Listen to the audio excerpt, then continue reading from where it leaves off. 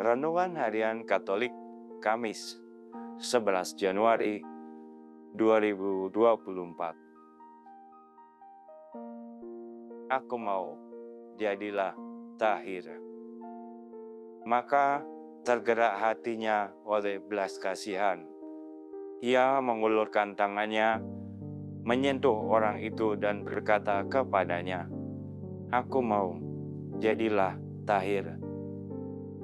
Seketika itu juga lenyaplah penyakit kulit orang itu dan ia menjadi tahir.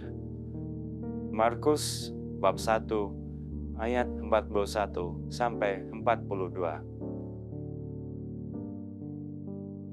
Saudara-saudari sekalian, penyakit seringkali menyebabkan orang jadi tidak berdaya. Apalagi jika itu adalah penyakit yang sangat ganas. Hanya doa dan harapanlah yang menjadi tumpuan akhir dari hidupnya. Permohonan kepada Tuhan adalah satu-satunya jawaban dalam hidup manusia. Segala hal dalam dunia medis telah dilakukan, tetapi tak ada hasil. Dokter pun hanya dapat pasrah dan mengembalikan semuanya kepada Dia, Sang Pencipta. Dalam Injil hari ini, si penderita sakit kulit atau kusta memohon kepada Yesus, apakah Yesus mau menyembuhkan dirinya. Yesus sungguh ingin menyembuhkannya karena Dia tergerak oleh belas kasihan. Yesus menyembuhkan bukan dari jarak jauh, melainkan dari dekat dengan menyentuhnya. Kusta adalah penyakit kulit yang dianggap kotor dan najis oleh orang Yahudi. Mereka, penderita kusta, harus memisahkan diri dari komunitas. Harus berada sejauh mungkin dari masyarakat umum. Namun, Yesus tidak takut untuk mendekati mereka, bahkan menyentuh dan menyembuhkan si kusta itu. Orang kusta yang diceritakan dalam Injil itu menjadi sembuh karena keyakinannya bahwa Yesus akan menolongnya. Yesus kemudian menyuruh orang itu pergi supaya mempersembahkan dirinya kepada Tuhan serta melarang dia untuk memberitahukan kejadian yang ia alami. Dalam cerita Injil ini, kita melihat bahwa setiap manusia yang sakit setidaknya ingat pada Sang Pencipta. Tidak putus asa, tetapi berharap dan berserah kepadanya. Kesembuhan dari Tuhan bukan untuk dipamerkan, tetapi dihayati dan disyukuri. Tuhan meminta kita pergi dan bersyukur kepada Tuhan, semua itu karena kasih-Nya. Tuhan mengajarkan kepada kita bahwa tidak cukup hanya mencintai dari kejauhan. Mereka yang bekerja merawat orang sakit sangat memahami bahwa ada kekuatan penyembuhan dan pemulihan yang nyata melalui keterlibatan pribadi dalam bentuk sentuhan manusiawi. Karenanya hadirlah di dekat orang-orang terkasih kita, teristimewa pada saat mereka sakit atau sedih. Kita juga perlu belajar dari si kusta yang datang kepada Yesus yang mengatakan, "Kalau engkau mau, engkau dapat mentahirkan aku."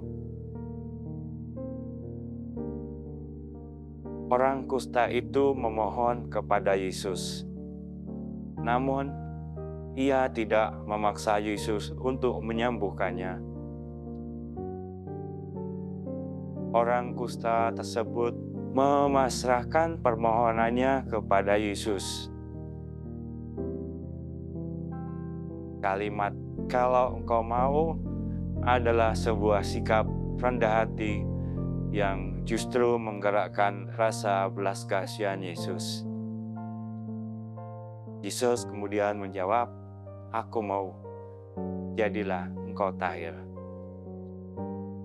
Sikap memohon yang luar biasa itu mau menunjukkan bahwa yang memohon memiliki iman yang teramat dalam. Sudahkah kita memohon seperti orang kusta tadi? Ataukah kita ingin memaksakan kehendak kita kepada Tuhan agar dikabulkan semua doa-doa dan permohonan kita?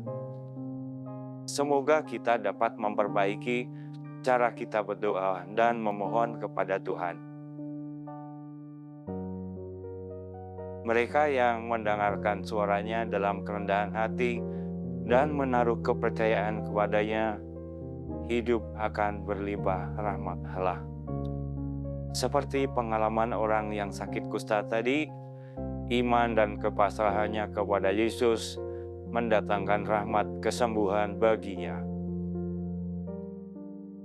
Satu hal yang terlupakan olehnya adalah pergi kepada imam dan mempersembahkan persembahan atas kesembuhannya seperti yang diperintahkan Yesus.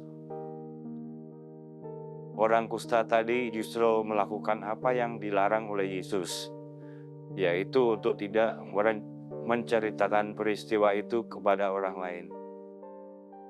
Dia justru memberitakan hal itu kemana-mana, dan dia menceritakan kepada semua orang apa yang telah dilakukan oleh Yesus kepadanya, sehingga itu justru menghambat kehadiran dan karya Yesus. Gara-gara itu, Yesus tidak lagi dapat secara terang-terangan masuk ke dalam kota. Hal-hal yang terjadi tadi itu sepertinya tidak jauh dari kehidupan kita. Tak jarang kita menjadi orang-orang yang tegar hati terhadap Allah dan kehendaknya. Kendati sudah menerima rahmat Allah, karena pula kita lupa bersyukur kepadanya, dan dalam waktu singkat malahan sudah melakukan hal yang berlawanan dengan perintahnya. Mungkin perlu kita renungkan, sampai kapankah kita akan terus mempertahankan kelakuan kita itu dalam kehidupan ini? Tuhan, mampukah kami untuk percaya bahwa di sekitar kami ada kebaikan, terutama pada saat kami terpuruk dan putus asa. Demikian renungan hari ini. Selamat beraktivitas. Semoga semuanya lancar dan sukses. Semoga Tuhan senantiasa selalu menyertai, membimbing, dan melindungi, serta memberkati kita semua. Amin.